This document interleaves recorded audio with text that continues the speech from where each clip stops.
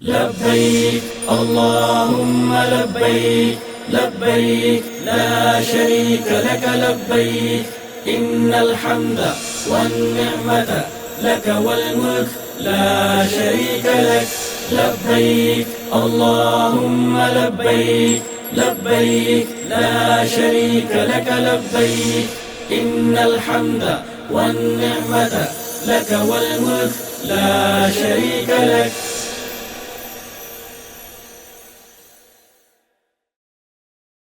السلام علیکم ورحمۃ اللہ وبرکاتہ. ناظرین کرام، ہمارا جو پروگرام ہے اس کا باقاعدہ آغاز کرنے جا رہے ہیں. میں ہوں آپ کا میزبان ڈاکٹر صلاح الدین.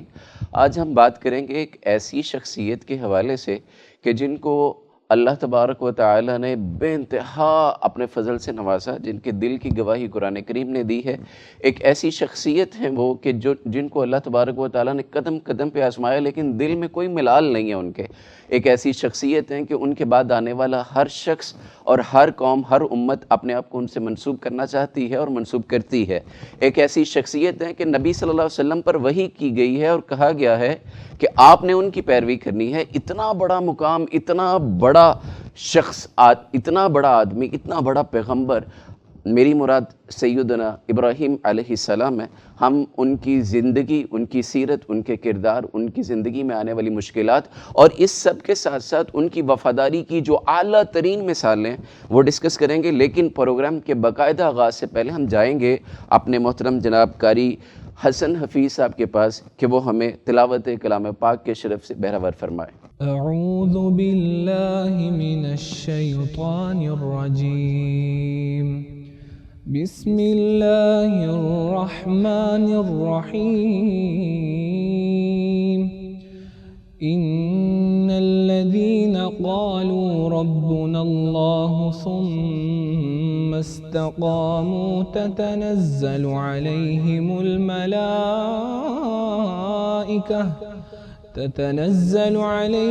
الملائكة ألا تخافوا ولا تحزنوا وأبشروا بالجنة التي كنتم توعدون. نحن أولياؤكم في الحياة الدنيا وفي الآخرة وَلَكُمْ فِيهَا مَا تَشْتَهِي أَنفُسُكُمْ وَلَكُمْ فِيهَا مَا تَدَّعُونَ. نُزُلًا مِّنْ غَفُورٍ رَّحِيمٍ. وَمَنْ أَحْسَنُ قَوْلًا مِّمَّنْ دَعَا إِلَى اللَّهِ وعمل صالحا وقال إنني من المسلمين. ولا تستوي الحسنة ولا السيئة ادفع بالتي هي أحسن فإذا الذي بينك وبينه عداوة كأنه ولي حميم. وما يلقاها إلا الذين صبروا وما يلقاها إلا ذو حظ عظيم. صدق اللہ العظیم. بہت شکریہ، جزاک اللہ خیر، بارک اللہ فیکم. بہت منتخب قرآن کی آیات کا، اللہ تبارک و تعالیٰ کے فضل کا اور اللہ تبارک و تعالیٰ کے احسانات کا ایک ایسا عظیم مظہر ہے کہ جو بیک وقت تابعداری کرنے والے کے لیے بھی بڑی حوصلہ افزائی کی بات ہے اور اس کے ساتھ ساتھ ایمان والوں کے لیے بڑی خوش نصیبی والی بات ہے. ایمان سے ہم بات کریں گے، ایمانیات کے سر خیل اور ایمانیات میں سب سے اعلیٰ ترین درجے پر فوقیت شخصیات میں ایک ایسی شخصیت کا کہ جن کی ڈیڈیکیشن نے، جن کے اپنے کام نے، جن کی اپنی تگ و دو نے اللہ تبارک و تعالی کی وحی کے مصداق وَجَعَلَهَا كَلِمَةً بَاقِيَةً فِي عَقِبِهِ کہ اس بندے نے اپنی ڈیڈیکیشن سے اپنی دعوت کو کائنات کی سب سے بڑی آفاقی دعوت بنا دیا، حالانکہ وہ شخص اکیلا تھا، اس کے ساتھ ایمان لانے والوں میں اس وقت تھا بھی کوئی نہیں. تو ایسی کتنی اللہ تبارک و تعالیٰ نے کرم نوازیاں کی ہیں سیدنا ابراہیم علیہ السلام پر. میں تعارف کرواتا چلا جاؤں. ہمارے آج کے مہمان ہیں پینل میں محترم جناب ڈاکٹر پروفیسر حفیظ اللہ بلوچ صاحب، حفظہ اللہ تعالیٰ، وکیل بھی ہیں ماشاءاللہ، اور اس کے ساتھ ساتھ ایک جید عالم دین ہیں. ہم ان سے خوش آمدید کہتے ہیں. سر آپ کو، آپ تشریف لائے، بہت شکریہ آپ کی آمد کا. اور اسی طرح ہمارے پینل میں دوسرے مہمان شخصیت موجود ہوں گے، وہ تھوڑی دیر میں تشریف لا رہے ہیں. پروفیسر ڈاکٹر حماد لکھوی صاحب حفظہ اللہ تعالیٰ، آپ انہیں اپنی سکرین پہ ملاحظہ بھی کرتے ہیں، اور وہ بھی بڑے اتھینٹک مفسر قرآن جید عالم دین ہیں. اور اسی طرح ہمارے ایک اور مہمان آج ہمارے ساتھ پینل میں موجود ہوں گے. لیکن میں حفیظ اللہ بلوچ صاحب آپ کو اس حوالے سے ضامن دینا چاہوں گا کہ ایسا شخص کہ جس کو اللہ تبارک و تعالیٰ نے خلیل کہا ہے، دوست کہا ہے، ان کی زندگی کا تھوڑا سا تعارف کروائیں، پھر ہم باقاعدہ اس میں ڈسکشن کی طرف جاتے ہیں. بسم اللہ الرحمن الرحیم. ڈاکٹر صاحب بہت شکریہ، اللہ تعالیٰ آپ کی جزائے خیر دے، اور الاحسان ٹی وی کا یہ صدقہ جاریہ جو ہے اللہ قبول فرمائے.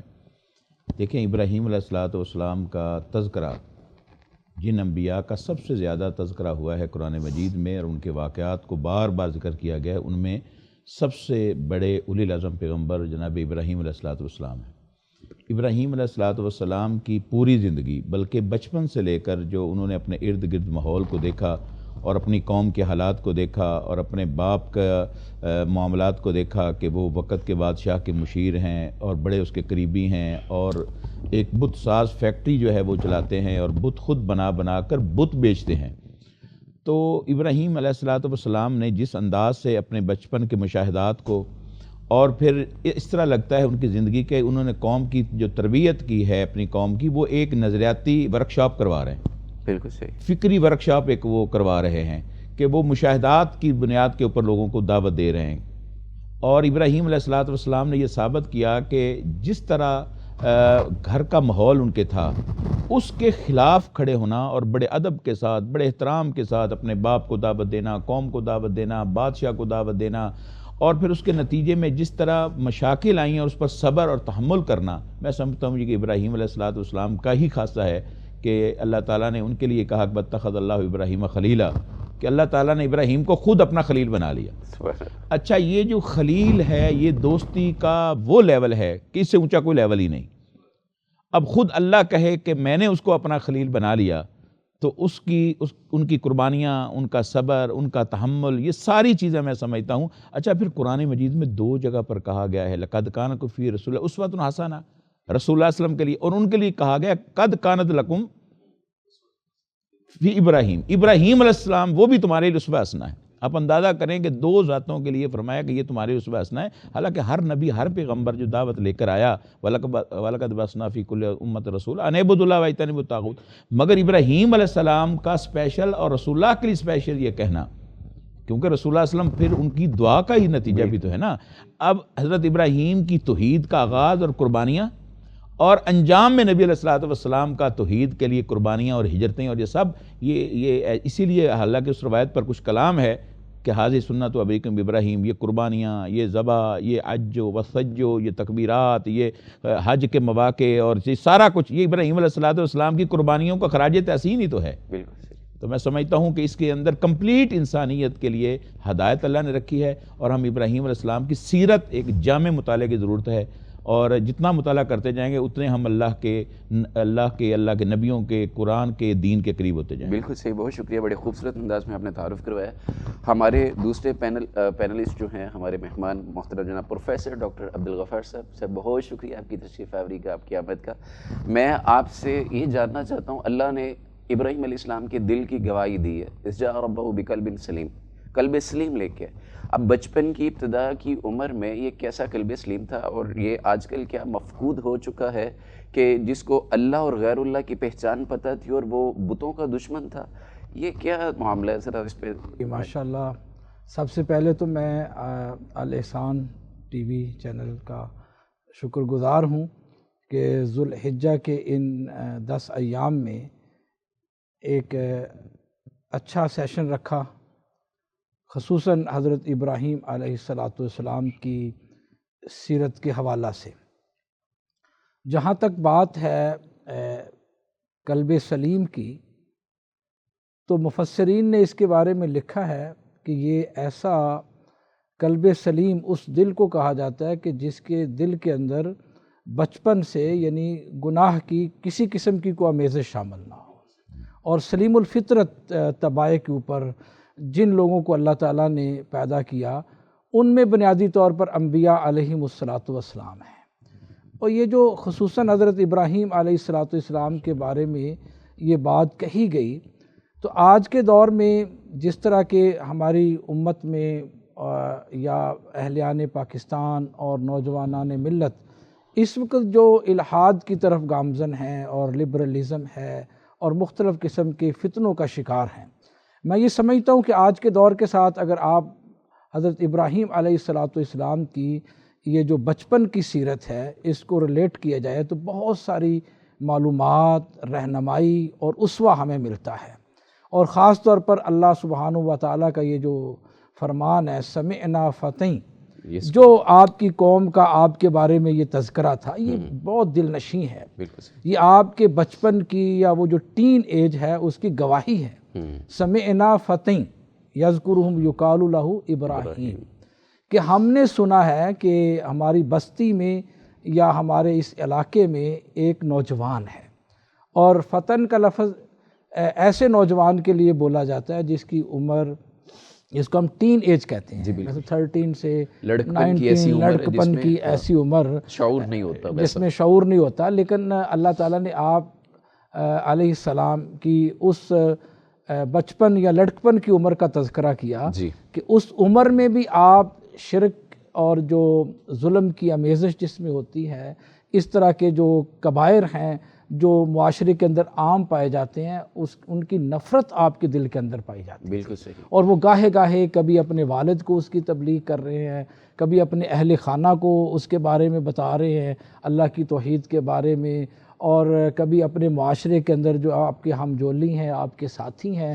ان کو دعوت دے رہے ہیں۔ تو میں یہ سمجھتا ہوں کہ ابراہیم علیہ الصلاۃ والسلام کی یہ جو لڑکپن کی سیرت ہے اس کے اندر، اور پھر مماثلت کریں ہمارے پیارے آقا کریم جناب محمد رسول اللہ صلی اللہ علیہ وآلہ وسلم کی سیرت کے ساتھ، تو آپ کا لڑکپن، آپ کی جوانی اور آپ کے یہ ایام کس قدر للہیت کے تھے، تقویٰ کے تھے، اور وہ سلیم الفطرت جو طبائع اس کے اوپر کس طرح یہ پورا اترتے تھے۔ بالکل صحیح، بہت شکریہ آپ کا۔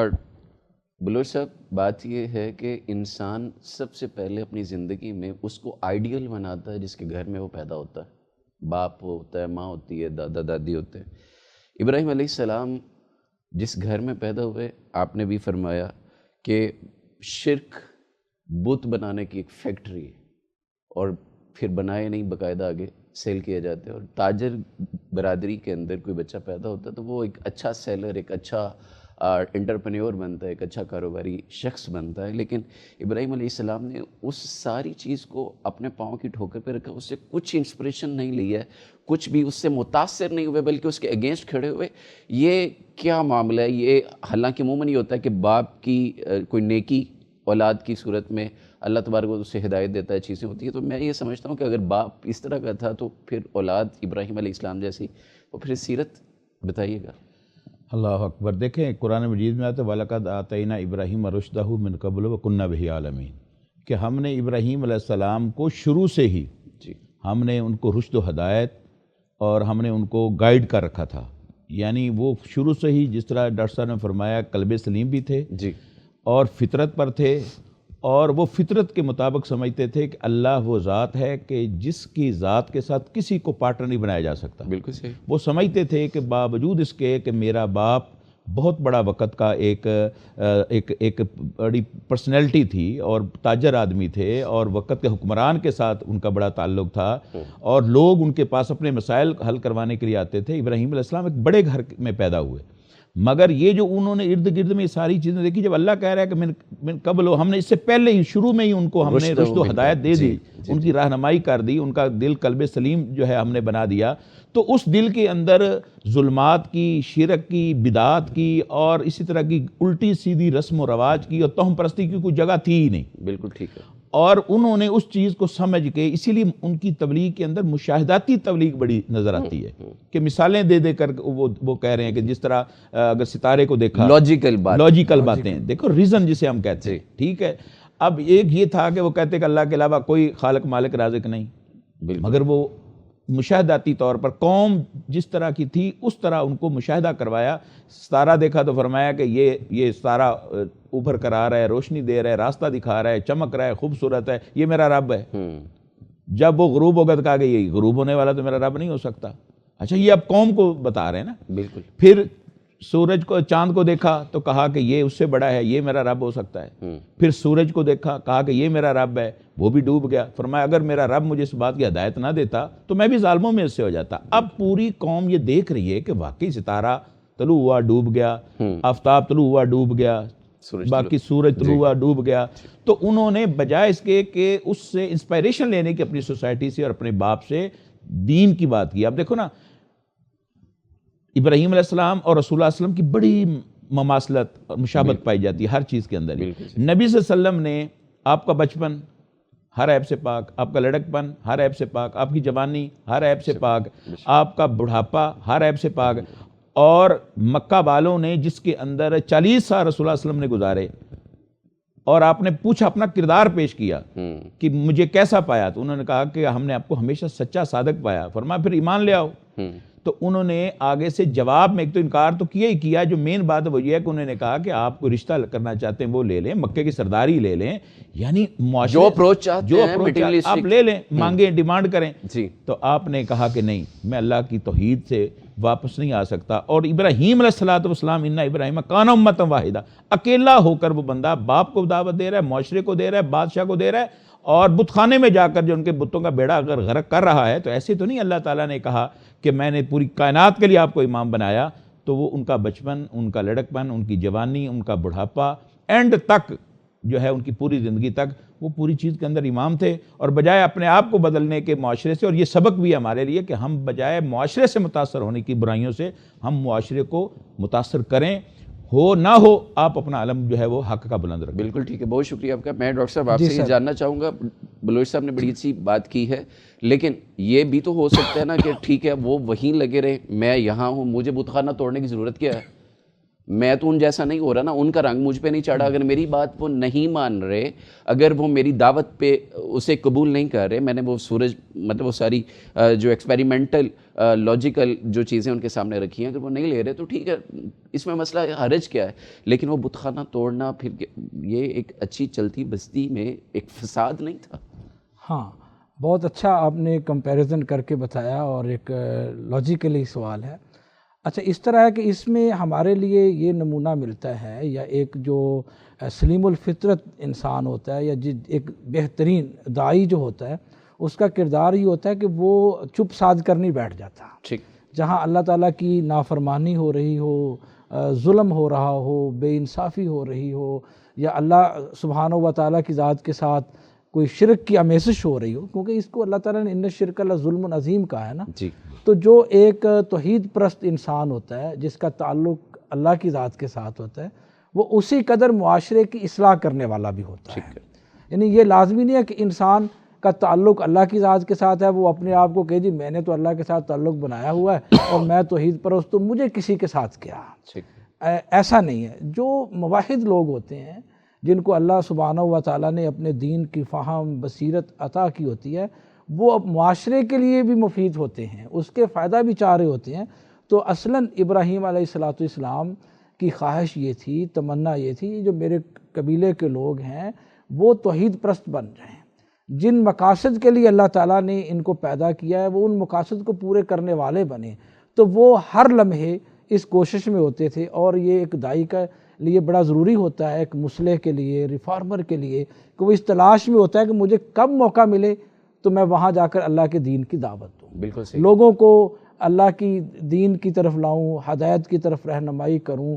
تو بالکل اسی طرح ہمارے آقا جناب محمد کریم رؤوف الرحیم علیہ السلام کی سیرت بھی ہے.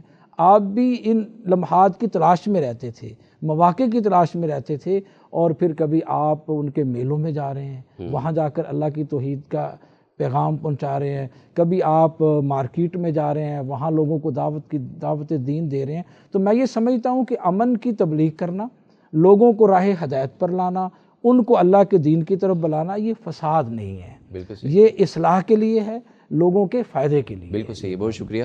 بلا شبہ ابراہیم علیہ السلام کی زندگی پر بات کرنا، جن سے رب راضی اور رب نے انہیں خلیل بنایا، میرے لیے اور ہم سب کے لیے بڑا اعزاز ہے کہ ہمیں یہ موقع عطا کیا گیا کہ ہم ان کی سیرت کے پہلوؤں کو نمایاں کریں. لیکن چونکہ سوال پھر سوال ہوتا ہے، ہمارے ملک میں ایتھیسٹ ہے اور اس طرح کے کئی فتنے بھی موجود ہیں جن کے ذہنوں میں اشکال اور نوجوانوں کو متاثر کرتے ہیں. تو بلوچ صاحب میں آپ سے مزید تھوڑا سا جاننا چاہتا ہوں، یہ دعوت کیسی دعوت ہے کہ جس میں بندہ اپنا ٹوٹل لاس کر جائے، بندہ اپنا نقصان کر جائے؟ وہ بت خانہ توڑا، اس کے بدلے میں بادشاہ کے سامنے پیش کیا گیا، اس نے اٹھا کے آگ میں پھینک دیا. ٹوٹل لاس کے بدلے میں یہ کیا لیا جا رہا ہے، کیا دیا جا رہا ہے، کیا چیز ہے؟ دیکھیں، جو دائی ہوتا ہے نا، وہ دنیا کا نفع نقصان اس لحاظ سے نہیں لیتا جس طرح ہم کاروباری سمجھتا ہے کہ میں نے یہ انویسٹ کیا تو اس کے بدلے میں کتنے % مجھے آ رہا ہے. اس کی ساری پرسنٹیج کیا ہوتی ہے؟ ان اللہ اشتری من المؤمنین من انفسہم واموالہم بان لہم الجنہ. وہ جنت کے بدلے یہ سارا کچھ کر رہا ہوتا ہے.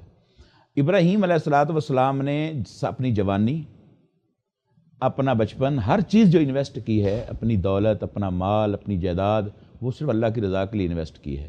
اور آپ اندازہ کریں نا کہ وہ بندہ دلیر کس درجے کا ہے کہ اکیلا ہے بالکل، اور پوری قوم کو دعوت دیتا ہے.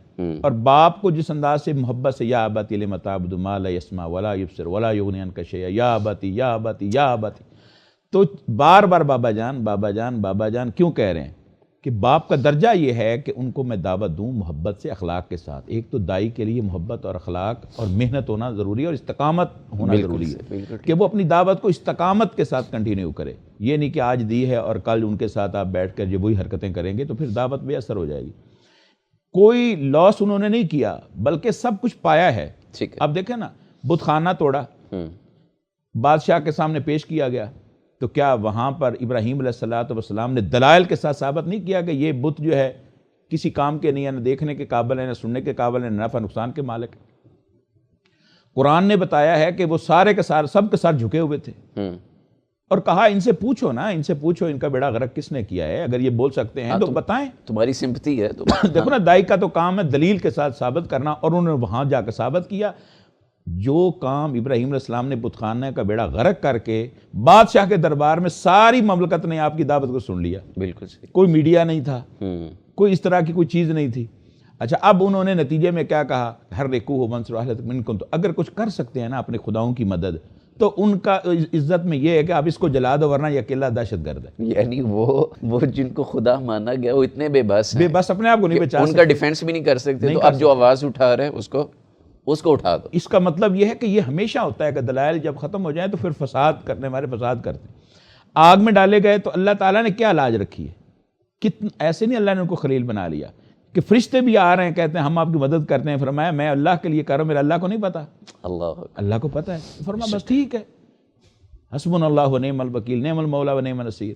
اب اللہ تعالیٰ نے اسی آگ کو گلزار بنایا، ایئر کنڈیشن کا ماحول بنایا، ساتھ یہ بھی کہا یا نار کونی بردم ولا سلاما.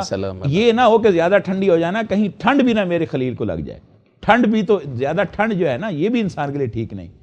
سبحان اللہ. اب آپ دیکھیں کہ یہ تو سارا پائی ہے نا، آگ جس کے لیے 40 دن آگ جلے اور اس آگ میں رہیں اور گلزار بن جائے، وہاں سے کامیاب نکلیں، تو کیا دعوت ابراہیم کی رکی یا پھیل گئی؟ بالکل.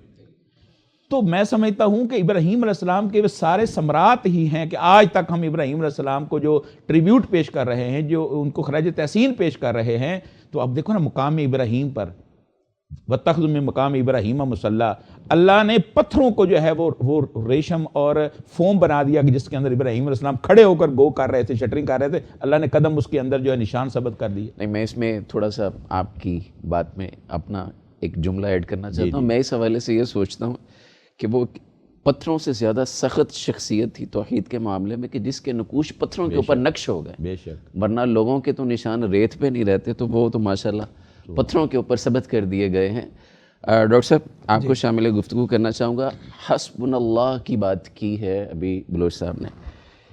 یہ وظیفہ کہاں تک کام کرتا ہے؟ ایک تو وہ یہ مظہر ملتا ہے، اور بات یہ ہے کہ ہمارا ایمان انبیاء کے ایمان جیسا نہیں ہے. ہم ابراہیم علیہ السلام جیسے تقوی والے نہیں ہیں، ہماری توحید ویسی نہیں ہے.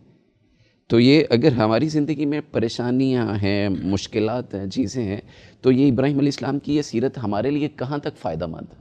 ہاں دیکھیں کہ یہ جو کلمات ہیں حضرت ابراہیم علیہ السلام نے ادا کیے، اس سے یہ ثابت ہوتا ہے کہ ان کا توکل اور بھروسہ اللہ کی ذات کے اوپر بہت زیادہ تھا۔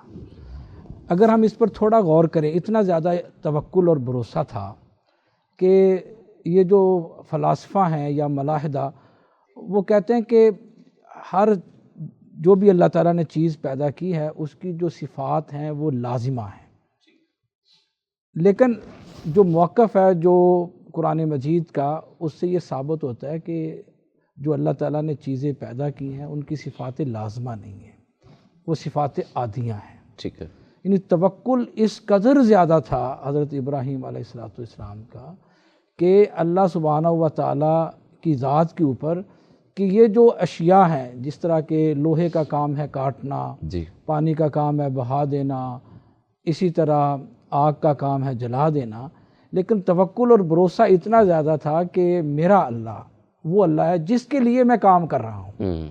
رضا کس کی ہے؟ اللہ سبحانہ و تعالیٰ کی، کیونکہ نبی کا تعلق تو براہ راست اللہ کے ساتھ ہے نا۔ اللہ تعالیٰ آپ کی رہنمائی فرما رہے تھے، آپ کو گائیڈ کر رہے تھے، آپ کا تعلق بذریعہ وحی اللہ سبحانہ و تعالیٰ کے ساتھ تھا، تو اس لیے اتنی زیادہ توکل اور بھروسہ تھا ابراہیم علیہ السلام کو کہ اگر یہ مجھے آگ میں بھی جلا رہے ہیں تو یہ آگ میرے لیے گلزار بن جائے۔ یہ توکل بھروسہ ان کے ذہن میں موجود تھا، اس لیے انہیں کسی قسم کا ڈر اور خوف نہیں تھا۔ پھر جو پراپرٹیز ہیں کسی بھی چیز کی ماہیت جو ہے وہ بدل گئی، رول ریورس کر دیا، ریورس کر گیا، اس لیے کہ اللہ تعالیٰ جب چاہے اپنی پیدا کردہ چیزوں کی جو عادی صفات ہیں اس کو واپس لے لے۔ بالکل صحیح ہے۔ اب ہمیں اللہ نے بولنے کی طاقت دی ہے، سننے کی طاقت دی ہے، بصارت دی ہے، تو یہ اللہ تعالیٰ کی صفات ہیں جو اللہ تعالیٰ نے ہماری آنکھ میں پیدا کی، کان میں پیدا کی، زبان میں پیدا، اللہ جب چاہے یہ طاقت واپس لے لے۔ بالکل صحیح ہے۔ تو حضرت ابراہیم علیہ السلام کا توکل بھروسہ اتنا زیادہ تھا کہ اللہ تعالیٰ ضرور اس آگ کو میرے لیے گلزار بنا دے گا، بالکل ٹھیک ہے۔ کیونکہ آپ اپنی ذات کے لیے تو کوئی کام نہیں کر رہے تھے، آپ کام کر رہے تھے اللہ سبحانہ و تعالیٰ کی ذات کے لیے۔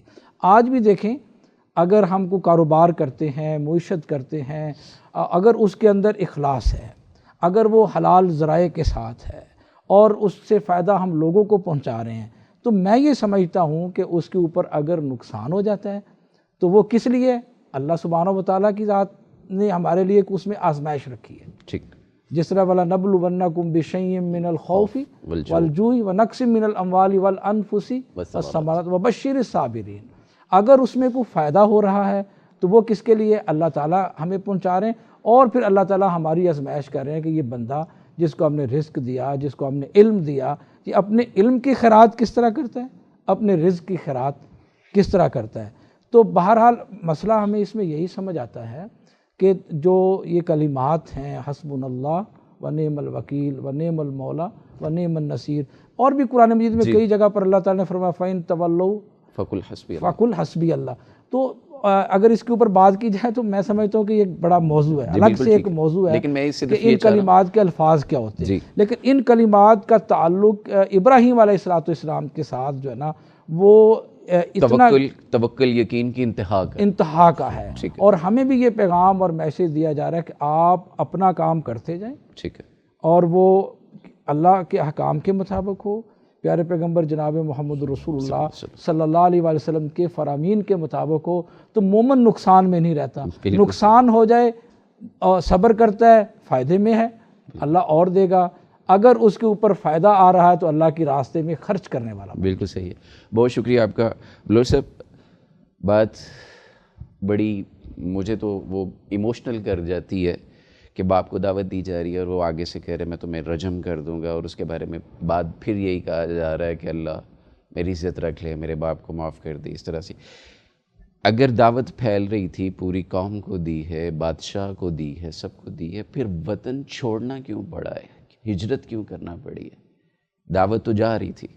دیکھیں، دعوت تو جا رہی تھی، اب انہوں نے خود ہجرت نہیں کی، ہجرت تو ان کو مجبور کیا گیا۔ دیکھو، انہوں نے یہی کہا کہ جلا دو، جلا دینے سے، جان لے لینے سے بڑا اور کیا سزا دے سکتے تھے؟ کچھ بھی۔ اب اس سے بھی وہ بچ کے نکل گئے۔ اب انہوں نے کہا کہ باپ کہتا ہے کہ اب اس حرکت سے باز آ جا، یہ تبلیغ، توحید، یہ محنت، یہ دعوت جو آپ کر رہے ہو، لأرجمنک وہجرنی ملیہ، ورنہ میں پتھر مار مار کے تمہیں رجم کر دوں گا۔ کیا حوصلہ ہے آگے سے، سلام. اب آپ اندازہ کریں نا، پھر بھی باپ کو کہتے ہیں سلام علیک ساستغفر لک ربی انہ کان بی حفیہ، کہ میں آپ کے لیے آپ کو سلام کر رہا ہوں اور آپ کے لیے اللہ سے مغفرت اور بخشش بھی مانگتا رہوں گا، بالکل کیونکہ میرا رب بڑا بخشنے والا ہے، معاف کرنے والا ہے. باپ کے ساتھ رویہ نہیں بدلا کہ جو باپ آگ میں ڈلوانے میں شامل ہے، ہاں، جو باپ سارا کچھ چھین لینے اقدام چھین رہا ہے، قتل ہے، جان لے رہا ہے. سارا کچھ ہے، اس سے بڑا اور کیا ہو سکتا ہے. جی مگر باپ کے لیے جو دل میں محبت ہے، یہ ایک حقیقی تربیت ہے اولاد کی، اور اس کا اثر پھر آگے اسماعیل علیہ السلام میں نظر آتا ہے. بالکل صحیح. دیکھیں نا، اینڈ پر جا کر اسماعیل علیہ السلام کے اندر وہ قربانی دینے کے لیے تیار یا ہے. ابت افعل ماں تو عمر ستاجدنی انشاءاللہ من الصابرین، سکھائے الفاظ کس نے؟ وہی ہیں، یا ابتی یا ابتی. ٹھیک ہے، سکھائے کس نے؟ اسماعیل کو آداب فرزندی. اب وہ اپنی مرضی سے تو وطن نہیں چھوڑ رہے نا، جی. چونکہ دعوت اتنی تیزی کے ساتھ پھیل رہی تھی کہ ان کے پاس اور حل ہی کوئی نہیں تھا کہ اس دعوت کو کیسے روکیں، ان کو جلا وطن کر دیا جائے، ٹھیک ہے. ان کو اس قدر مجبور کیا جائے کہ یہ نکل جائیں.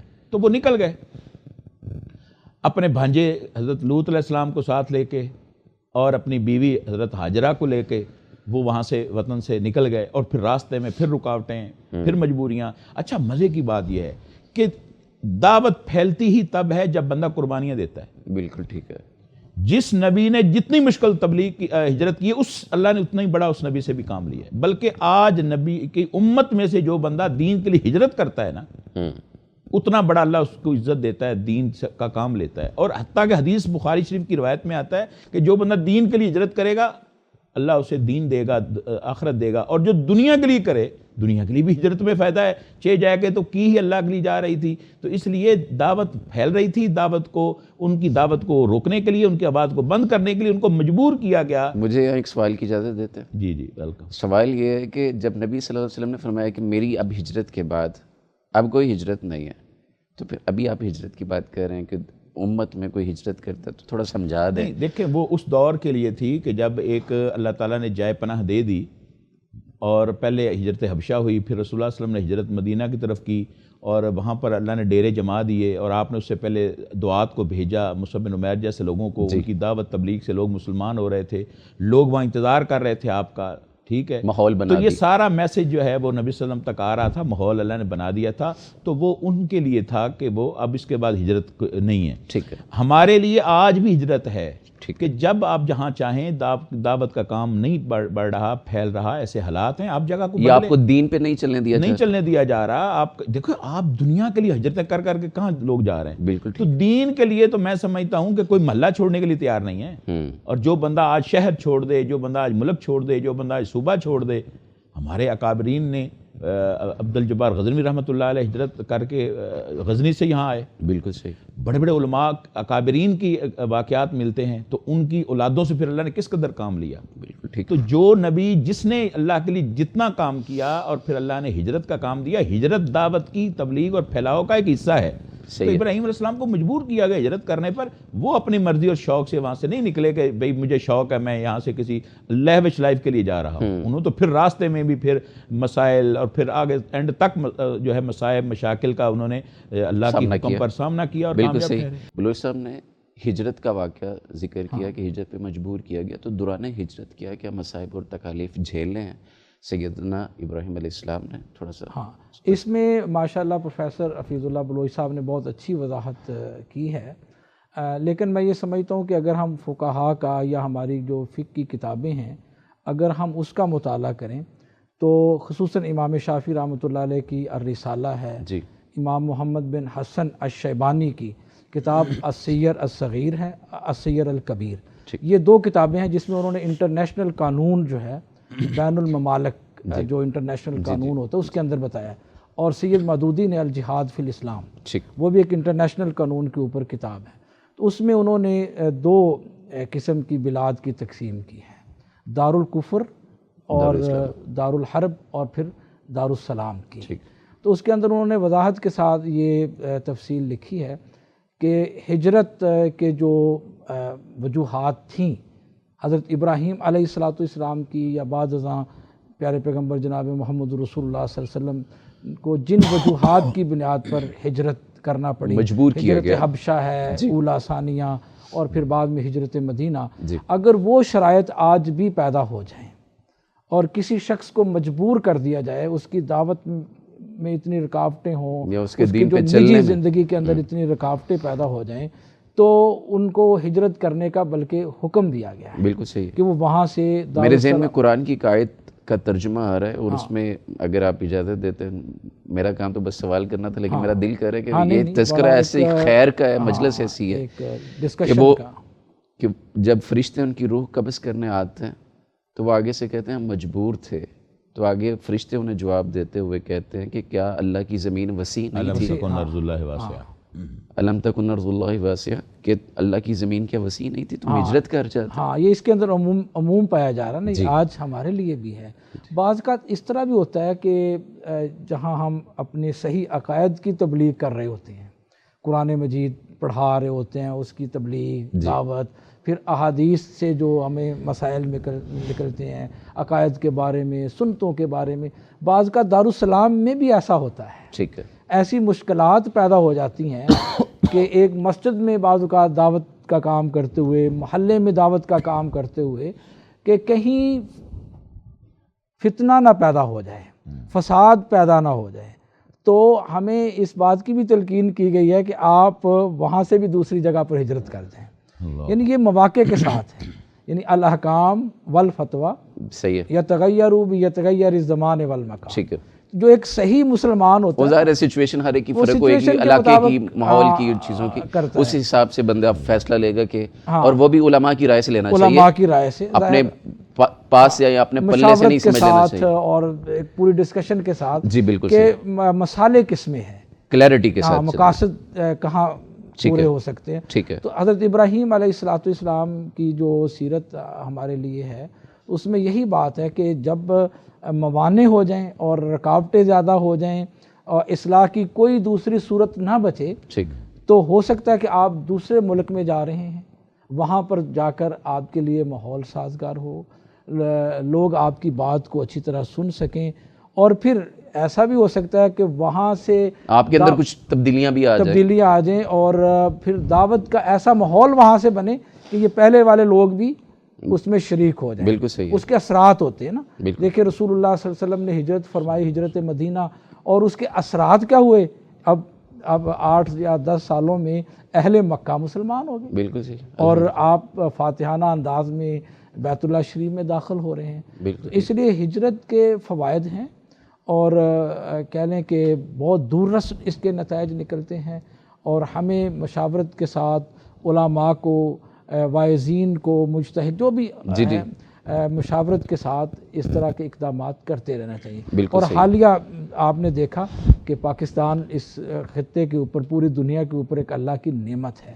اور وہ نعمت کیوں قرار پائی کہ 1947 میں ہم نے اسلام کے لیے ہجرت کی، دعوت کے لیے ہجرت کی، اور ایک الگ وطن جہاں اسلامی قوانین کا نفاذ ہو اور ایک رول ماڈل قرار پائے. میں یہ سمجھتا ہوں کہ اس وقت پاکستان عالمی اسلام کا ایک نمائندہ ملک ہے. بالکل بے شک. اگر ہجرت نہ ہوتی، پاکستان الگ سے نہ بنتا، تو شاید یہ حالات کیا ہوتے، مقام ہمیں نہ ملتا. بالکل صحیح ہے.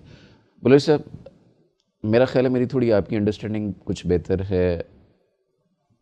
میں یہ نہیں کہہ رہا کہ میری آپ کی انڈرسٹینڈنگ نہیں ہے، تو آپ اس سے قطعاً یہ نہیں لیجیے گا، لیکن میں سوال کے اسلوب کی بات کر رہا ہوں. سوال چونکہ میں تھوڑا سا نوجوانوں کے ساتھ، یوتھ کے ساتھ، اور بلوچ صاحب بھی انٹریکشن رہتا ہے ہمارا، تو میں ذرا ان کی بولی بولنا چاہتا ہوں. تو اگر کوئی فتویٰ نہ لگا دیں تو اس کی نہیں سوال یہ ہے کہ یہ کیسا دین، جو دین تو ہوتا ہے، اسلام یا مذہب تو ہوتا ہے ریلیف دینے کے لیے. اب اس سیرت کے اندر ہمیں یہ ملتا ہے کہ ایک چھوٹا سا بچہ ہے، اس کی والدہ ہے، اور اس کو ایک ایسی جگہ پہ چھوڑا جا رہا ہے جہاں پہ کوئی چیز موجود ہی نہیں، بواد غیر ذی زرع، کچھ بھی نہیں ہے ویسا وہاں پہ چھوڑ دیا گیا ہے. تو بظاہر یہ تو ایک ہیومنٹیرین بیسس کے اوپر بھی یہ لگتا ہے کہ پاجی یہ چیز تو، مذہب تو بڑا تشدد کا ایک استعارہ ہے اور اس طرح کی بات ہے. تو مذہبی لوگ متشدد ہوتے ہیں، اپنے بچے کی پرواہ نہیں کی ہے. میں چاہتا ہوں آپ اس کو تھوڑا سا اسی لحاظ سے کھولیں جیسے میں نے سوال رکھا. دیکھیں یہ بہت اچھا آپ کا سوال ہے. اصل میں ہم اپنے حالات کو دیکھتے ہیں اور پھر آج کی چیزوں کو دیکھ کر ہم سمجھتے ہیں کہ اس طرح کے معاملات ہونے چاہیے. دیکھیں وہ ایک اسپیشل فیملی ہے, یہ وہ اللہ کے اسپیشل انسان ہیں, اور اللہ تعالیٰ ان سے پوری دنیا کے لیے کام لے رہا ہے, ایک مشن دے کر ان کو بھیجا ہے. نبی کوئی کام اپنی مرضی سے نہیں کرتا. ٹھیک ہے, کوئی بھی نبی اپنی مرضی سے نہیں کرتا. اب یونس علیہ السلام کے بارے میں آتا ہے جو ایک کام اپنی مرضی سے وطن چھوڑا جی تو اللہ نے نقد سزا دے دی نا. بالکل صحیح. ٹھیک ہے, اب ابراہیم علیہ السلام کو پوری دنیا کا امام بنانا تھا, اور کیا اس امام کی کوچنگ اللہ خود نہیں کر رہا ہوگا؟ وہاں سے ہجرت کا کروانا, مصر کے بادشاہ کے ساتھ کے معاملات جو ہوئے, اور وہاں سے بچتے بچاتے پھر یہاں پر اللہ کا حکم کہ اب یہاں اس معصوم سے بچے کو اور بیوی کو ایک مشکیزہ پانی کا اور تھوڑے بہت جو ہے وہ جو یا کچھ تھوڑا بہت جو ہے زیادہ رہا, بوادن غیر ذی زرعین, بوادن غیر ذی زرعین, ایسی وادی جہاں کوئی گھاس ہی نہیں اگتا, کوئی زراعت نہیں ہے, کوئی سبزہ ہی نہیں ہے. اندہ بیتک المحرم, مگر وہ جگہ کہاں ہے؟ سیچویٹڈ ہے بیت محرم. اللہ نے وہ گھر جو پہلی کائنات کے لیے بنوایا, ابراہیم علیہ السلام اس کی جگہ پر ان کو چھوڑ کر چلے جاؤ. اب بیوی پیچھے کہتی ہے کہ ابراہیم علیہ السلام ہمیں کہاں چھوڑ کر آپ جا رہے ہیں؟ اب ابراہیم علیہ السلام جواب نہیں دے رہے تو اللہ کی مرضی سے نہیں دے رہے. ٹھیک ہے, بیوی پوچھ رہی ہے تو اللہ تعالیٰ ہماری اصلاح کے لیے بیوی پوچھ رہی ہے کہ یہ سارے رائٹس شوہر کا کام ہے کہ وہ رائٹ دے بیوی کو, بچوں کو. آپ ہمیں چھوڑے جا رہے ہیں بوادن غیر ذی زرعین, کوئی آبادی نہیں ہے, کوئی جہاں پر کھانے پینے کا بندوبست نہیں ہے, کوئی چھت ایسی نہیں ہے, کوئی قبیلہ نہیں ہے, کوئی رہائش نہیں ہے, خاموش ہیں. تو پھر انہوں نے سوال بدلا. یہ خاتون کا استحصال نہیں ہے؟ نہیں, استحصال نہیں ہے. دیکھیں بات وہی ہے کہ اللہ نے اسماعیل علیہ السلام اس سے لیا ہوا ہے. دیکھیں یہ حاجرہ کی ادا ہے نا, جو آج صفا مروہ کے دوران ہم بھاگتے ہیں, یہ کس کی ادا ہے؟ بے شک ماں جی کی. یہ ادا بھی تو سیدہ حاجرہ کی ہے نا. تو اللہ نے جب بھی قربانیاں ان سے لی ہے تو ان کی یاد بھی قیامت تک اللہ نے باقی رکھ دی. ایسے ہی, بے شک ایسے. اس لیے یہ اسپیشل فیملی ہے. اللہ ان سے اپنا کام لے رہا ہے. سوال بدل کر جب پوچھا کہ کیا ہمیں اللہ کے حکم پر چھوڑ کر جا رہے ہیں, فرمایا ہاں. اللہ اکبر. فرمایا اذن لن یضیعون اللہ, پھر اللہ ہمیں ضائع نہیں کرے گا, اب ہمیں آپ کی پرواہ نہیں ہے. آپ جہاں مرضی جائیں. ڈائریکٹ اللہ کے ساتھ ہو گیا ہے تو پھر ہمیں ضرورت ہی نہیں کسی اور کی. اندازہ کریں آپ, پھر اللہ ہمیں کبھی ضائع نہیں کرے گا. یہ ایک خاتون کا اپنے خامن پہ اور پھر اس سے بڑھ کے اللہ پہ اعتماد سے ڈائریکٹ اللہ کے ساتھ معاملہ ہو گیا نا. اب اللہ نبی, دیکھو نبی ہے مگر اللہ تو خالق ہے. لیکن وہ خاتون بھی باغی, خاتون بھی باغی نہیں ہوئی کہ میں کہاں رہوں گی, مجھے کہ میں چھوٹے بچے کا کیا کروں, ضروریات آسائشیں کہاں سے کیسے پوری کرنی ہیں. جو ابراہیم علیہ السلام کے ساتھ ہجرت کر کے اپنے وطن سے آ رہی ہے, راستے میں جو بادشاہ کے ساتھ معاملات ہوئے, اور پھر یہاں آ کر یہ دیکھو اس کو پتا ہے میرا شوہر کس مشن پر ہے. بالکل صحیح. جب فیملی ایک پیج پر ہوتی ہے اس کو پتا ہوتا ہے کہ میرا شوہر حق کے لیے قربانیاں دے رہا ہے. یہ ہے انڈرسٹینڈنگ جو اسلام چاہتا ہے. انڈرسٹینڈنگ کا یہ لیول اگر ہوگا تو دیکھیں پھر آپ کی دعوت راکٹ کی طرح اٹھتی ہے. بالکل صحیح ہے. اب انہوں نے کہا کہ اللہ نے یہ کہا ہے, فرمایا ہاں, پھر اللہ میں ضائع نہیں کرے گا. بس ٹھیک ہے, پھر مطمئن ہو کر جا کر بیٹھ گئے. پھر اللہ نے اسی اسماعیل علیہ السلام کی پیاس کی برکت سے اللہ نے وہاں سے چشمہ نکالا, پوری امت کو سیراب, اور آج تک پوری امت سیراب ہو رہی ہے. بالکل صحیح. اور وہ بھی زمزم سے ہو رہی ہے. بالکل صحیح. آپ دیکھیں نا, اور وہ زمزم کے جو آج تک نہ رکا ہے نہ رکے گا انشاءاللہ. اور یہ قیامت تک چشمہ جو ہے وہ جاری و ساری ہے. اور اس پر تحقیق کرنے والے بہت تحقیق کی ہے. جتنا میٹھا, جتنا اعلیٰ پانی دنیا کے اندر وہ ہے. آپ نے فرمایا کہ دھرتی کے اوپر سب سے اعلیٰ پانی جو ہے جی وہ مائے زمزم ہے. سبحان اللہ. یہ ابراہیم علیہ السلام کی اس کو آب حیات کہیں, حاجرہ علیہ السلام کی اس قربانی اور ابراہیم علیہ السلام کی ان قربانیوں کا نتیجہ ہے کہ آج تک امت جو ہے وہ پانی پی رہی ہے. جن کے پاس تھوڑا سا پانی کا ایک مشکیزہ تھا اور وہ ختم ہو گیا, تو اللہ پھر کی جو ان کے لیے قربانی دیتا ہے نا, اللہ ان کی بدولت پوری دنیا کو پلاتا ہے. سبحان اللہ. پوری دنیا پر اپنی نعمتیں نچھاور کرتا ہے. قرآن مجید میں آتا ہے نا کہ اگر لوگ ایمان لے آئیں, وَاتَّقَوْا لَفَتَحْنَا عَلَيْهِمْ بَرَكَاتٍ مِنَ السَّمَاءِ وَالْأَرْضِ, اگر مجھ پر توکل پورا ہو, اعتماد پورا ہو, ایمان کمپلیٹ ہو, تو ہم تو پوری بستیوں کے اوپر آسمان و زمین کے خزانوں کے منہ کھول دیتے ہیں. سبحان اللہ. اور اللہ نے اس فیملی کی وجہ سے آج پوری دنیا کے اوپر جو رحمتوں کے خزانے کھولے. اور پھر اس مکہ میں, مدینہ میں آپ جا کر دیکھیں کہ ابراہیم علیہ السلام نے پھر اوٹ میں ہو کر ذرا آگے جا کے پہلے نہیں بات کی کہ کہیں فیملی کا ایک تعلق ہے نا, بچہ معصوم ہے, حوصلہ بالکل ٹھیک ہے, مگر اللہ سے تو مانگا ہے نا. بے شک کہ یا اللہ یہ میں تیرے کہنے پر چھوڑ کر جا رہا ہوں، ان کا تو تیرے سوا کوئی نہیں ہے نا، یا اللہ تو ان کے لیے کافی ہو جا۔ ویسے اللہ نے پھر کیسے ان کو پھل دیے، ثمرات دیے، وہاں قبائل بن جرہم کا آنا، یہ ساری لمبی سٹوری ہے۔ جی اور پھر بار بار ابراہیم کا ان کے پاس چکر لگانا، اور پھر اگر یہ استحصال عورت کا ہو رہا ہوتا تو پھر جب قربانی اسماعیل علیہ السلام کی لی جا رہی ہے تو ماں بچے کو بنا سنوار کے ساتھ کیوں بھیج رہی ہے؟ ہاں پتہ ہے کہ کام بڑا ہے، ہم جس مشن کے لیے آئے ہیں وہ ہم سمجھتے ہیں ہماری عورتوں، نہیں، وہ اسپیشل فیملی ہے، اللہ ان سے اسپیشل اپنا کام لے رہا ہے، اور وہ اللہ کے فَأَتَمَّهُنَّ قرآن کہتا ہے، ہاں وہ ہر امتحان ہی وہ پاس کر وَإِذِ ابْتَلَىٰ إِبْرَاهِيمَ ربہ بکلمات فَأَتَمَّهُنَّ۔ تو اب آپ اندازہ کریں کہ پھر اللہ تعالیٰ ان کو امام بناتا ہے، تو ان ساری قربانی کو نتیجے میں بنایا نا، بے شک تو سے اس لیے عورت کا استحصال نہیں، میں سمجھتا ہوں عورت کے لیے حضرت ہاجرہ علیہ السلام جو ہے مشعل راہ ہے، مثال ہے۔ کہ اللہ کے لیے اگر آپ کا شوہر کام کر رہا ہے تو آپ اس کو حوصلہ دیں، آپ اس پر ذرا ذمہ داریاں کم کریں، آپ اس کو حوصلہ دیں کہ آپ دین کا کام کریں۔ ہم ذرا مشاکل میں بھی حالات گزار لیں گے مگر دین سے نہیں ہٹنا۔ جس طرح حضرت خدیجہ رضی اللہ تعالیٰ نبی صلی اللہ علیہ وسلم پہلی وحی آئی تو انہوں نے کیا کہا؟ حوصلے دیے۔ یہ بھی وہی سملیرٹی ہے۔ کوئی سملیرٹی ہے ابراہیم علیہ السلام اور رسول اللہ صلی اللہ علیہ وسلم کے اندر، آپ اندازہ کریں نا، پھر آپ خود کہتے ہیں کہ میں اپنے باپ ابراہیم علیہ السلام کی دعا کا نتیجہ ہوں، بالکل اور آپ فرماتے ہیں میں 2 ذبیحوں کا بیٹا ہوں، 2 ذبیحوں کا، ایک اسماعیل ذبیح اللہ اور میرا باپ عبداللہ۔ بالکل۔ وہ ایک الگ واقعہ ملتا ہے۔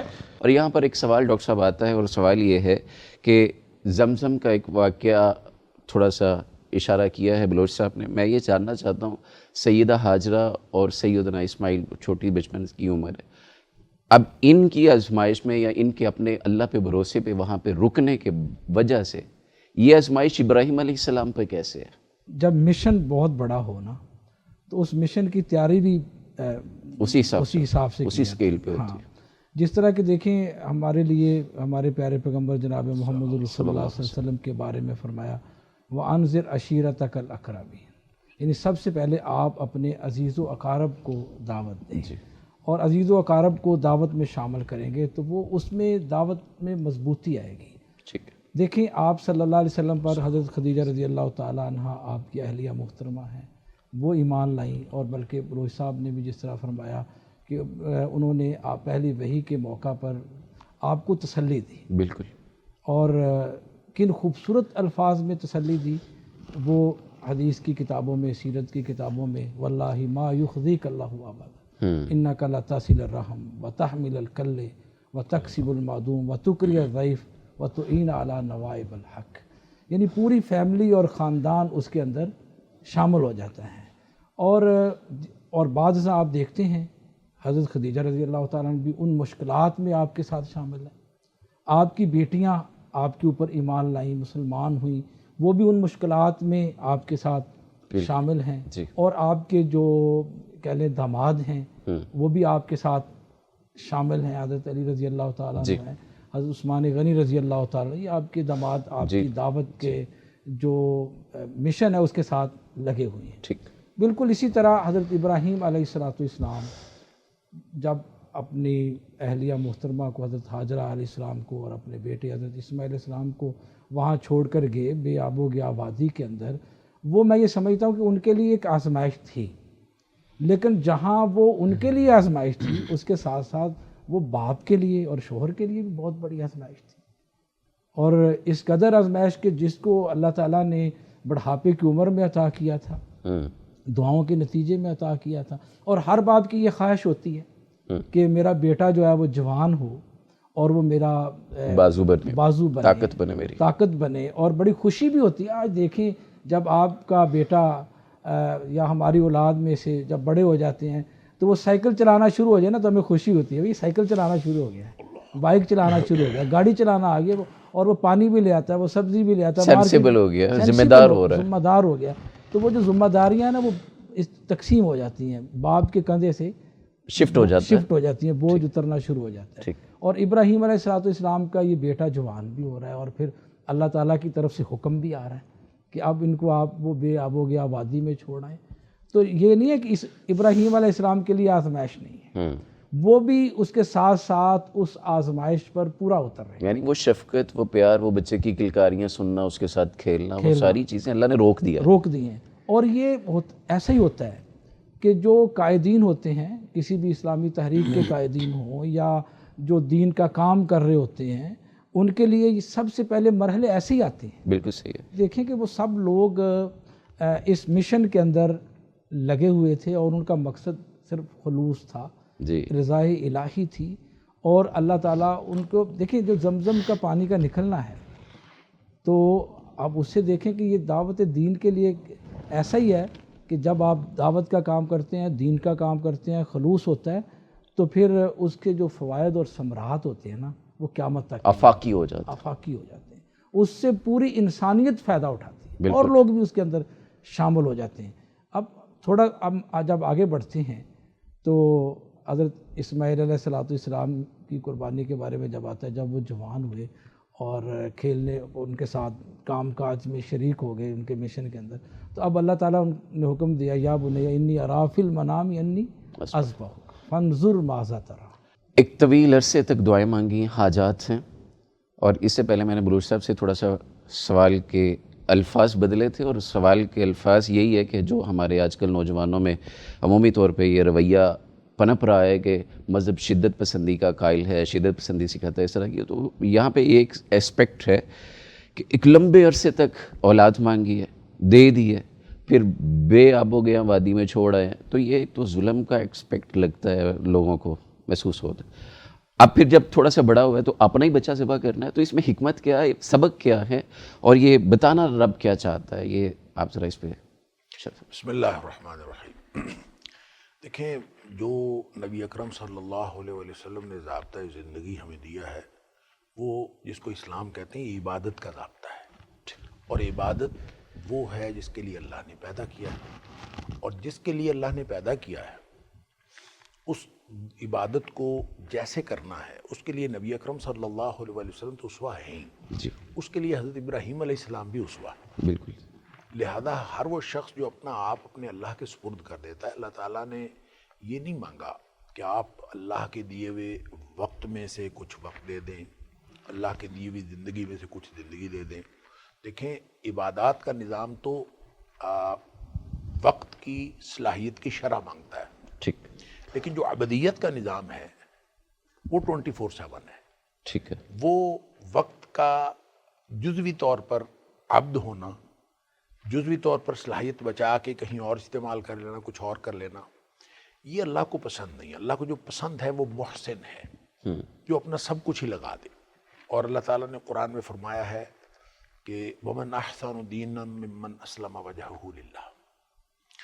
سب سے اچھا دین اس کا ہے جو اپنا آپ اپنے اللہ کے سپرد کر دے. ہم جو کہتے ہیں اللہ ہماری نمازیں قبول کر لے, ہماری دعائیں قبول کر لے, ہمارے سجدے قبول کر لے, تو یہ دعا کیوں نہیں کرتے کہ اللہ ہمیں قبول کر لے, ہماری زندگیوں کو قبول فرما لے, ہماری اولادوں کو قبول فرما لے.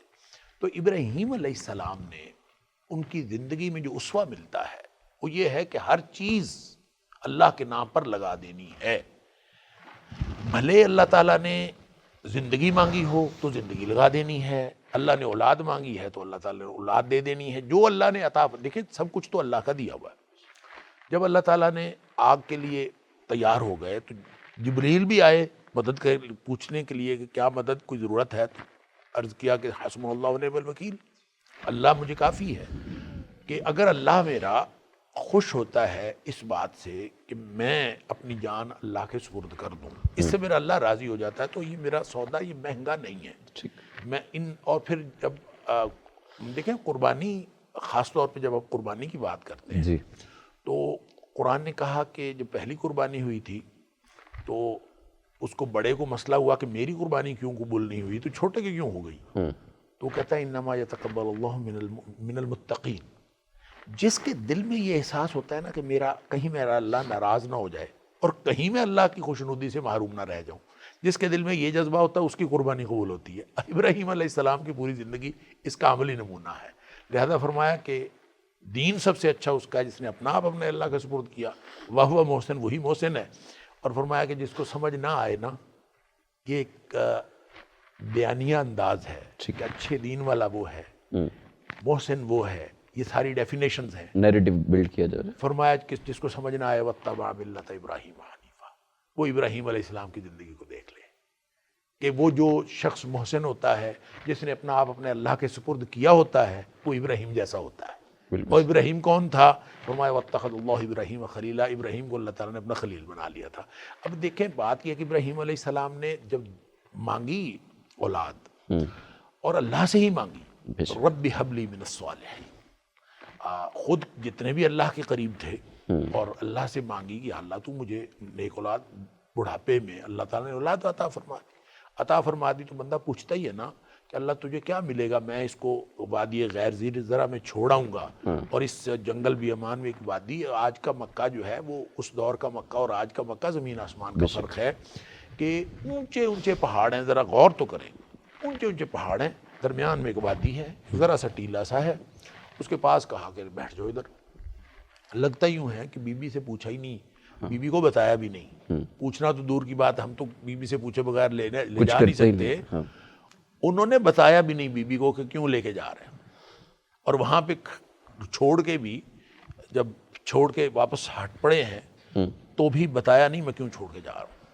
بی بی پوچھ دیا کیوں چھوڑ کے جا رہے ہو، کیوں چھوڑ کے جا رہے ہو، کیوں چھوڑ کے جا رہے ہو، اللہ اکبر۔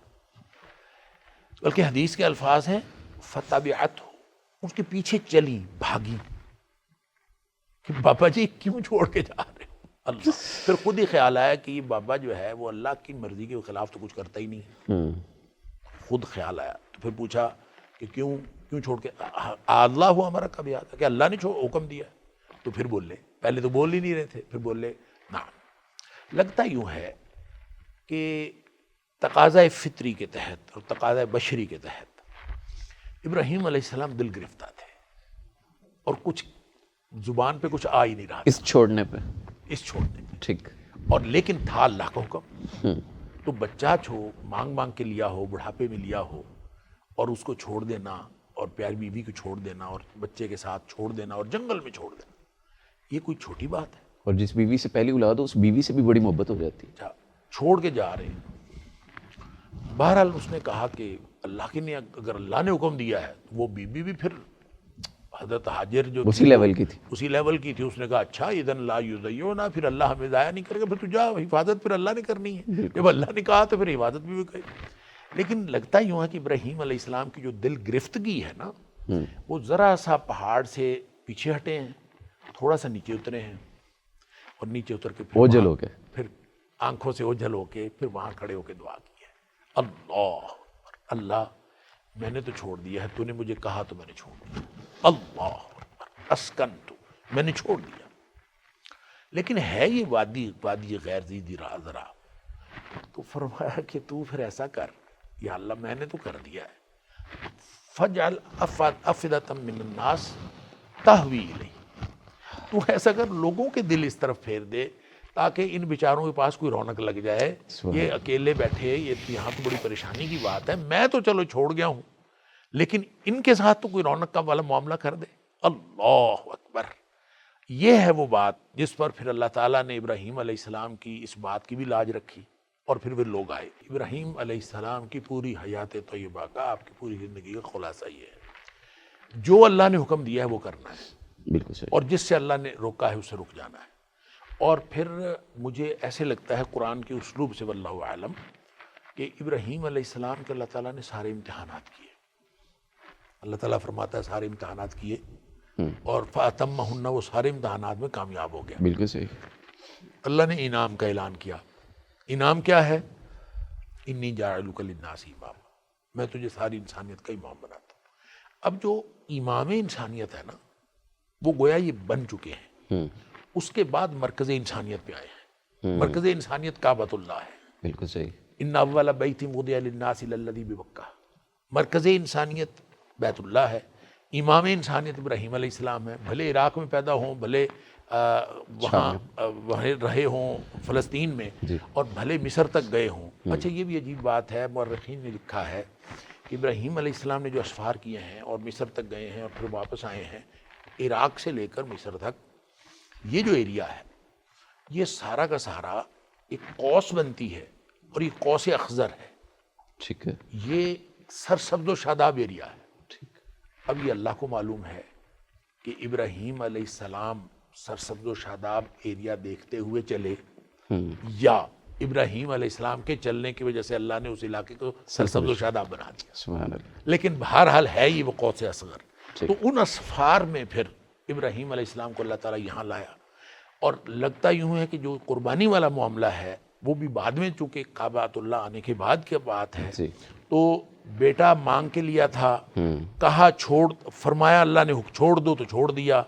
جب فرمایا کہ اس کو قربانی کر دو تو اس کی قربانی کر دی. جو اللہ کا حکم ہوا وہ اسی حکم کو وہ قبول کرتے رہے.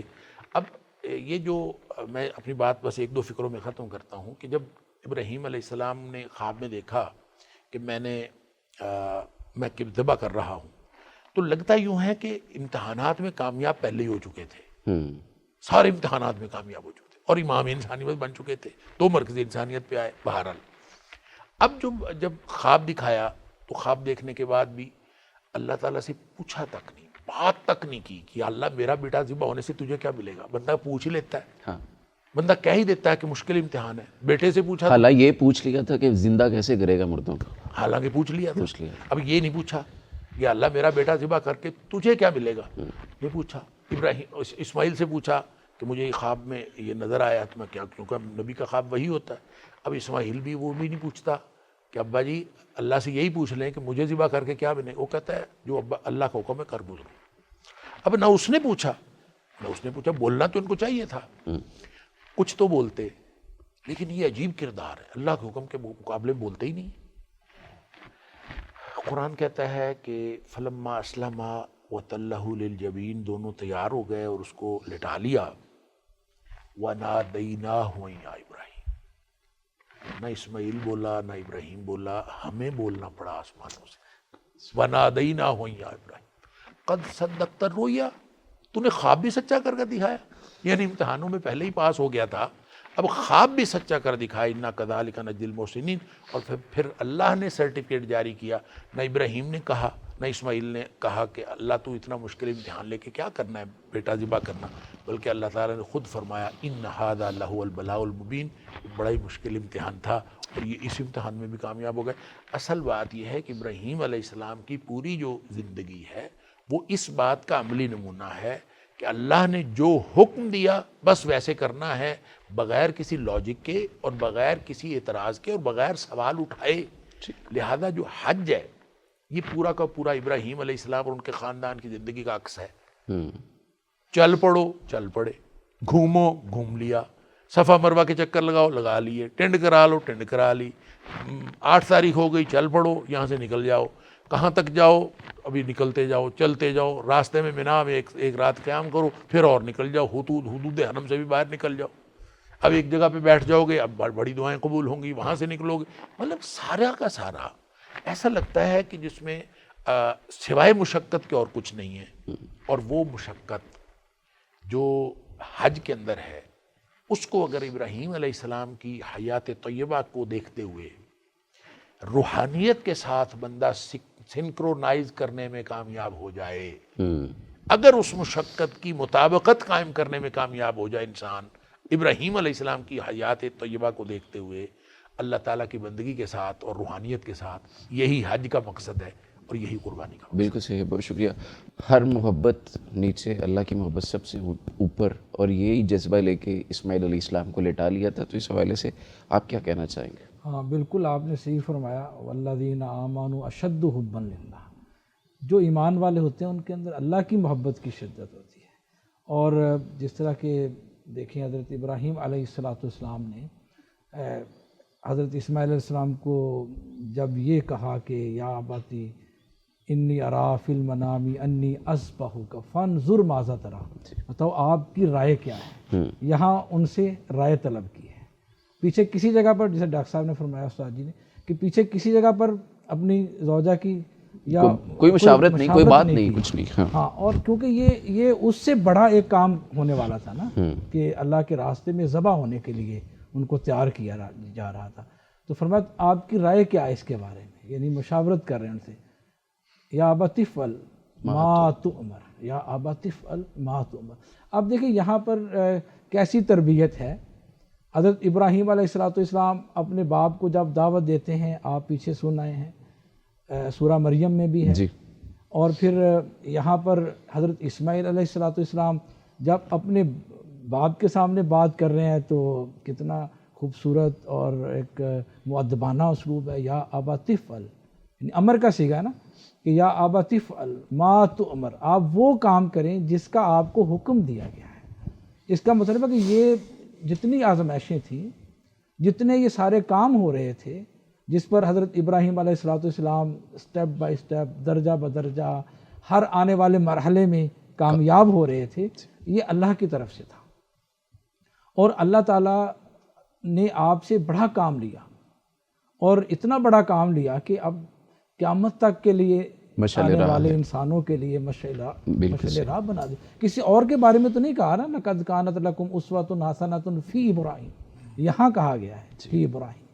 تو آنے والے انسانیت کے لیے امام بنا دیا گیا. اور دیکھیں جو ہماری شریعت ہے ہمارے پاس، اس کے 80% مسائل ایسے ہیں، خواہ ان کا تعلق عبادات کے ساتھ ہو یا معاملات کے ساتھ ہو یا دیگر دین کے تمام شعبوں کے ساتھ، وہ ہے جو شریعت ابراہیمی سے ہمارے پاس.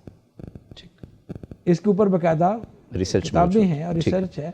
تو کہا کہ ابا جی جب اللہ کی طرف سے حکم آئے نا تو پھر کسی کے رائے طلب نہیں کرتے، اللہ پھر اللہ کے حکم کے اوپر عمل کیا جاتا ہے. یہاں پر دو چیزیں سمجھنے کی، ایک کہ جس سے مسئلہ ہے جس کو ساتھ شامل رکھنا ہے اس سے رائے لے لیجیے، اور دوسرا اللہ کا معاملہ ہو تو پھر رائے نہیں لیجیے. بہت سارے مسائل یہاں حل ہوتے ہیں نا جی، یعنی کہ جو اجتہادی نوعیت کے مسائل ہوتے ہیں اس میں تو گنجائش ہوتی ہے کہ ہم مشاورت کریں، علماء کو بٹھائیں اہل علم و فن کے ساتھ، پھر ایک رائے کے اوپر.